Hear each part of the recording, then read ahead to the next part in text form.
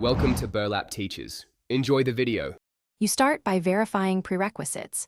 You must be online in the correct region and have a stable connection. Open Clash Royale and go straight to the clan tab. Tap the search icon and choose advanced filters. Once done, set language and location to narrow results quickly, then pick a minimum trophies threshold and a donation rate.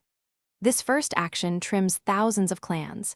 It saves time and surfaces matches that actually fit your playstyle and activity level.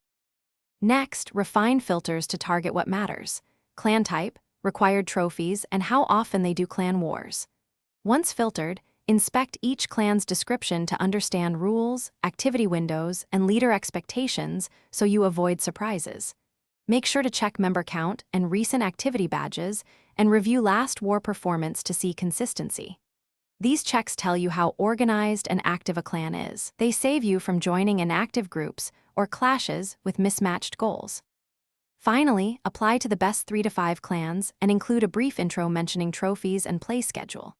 Once accepted, observe chat and donation behavior for 48 to 72 hours to ensure the fit. Watch war participation and response times.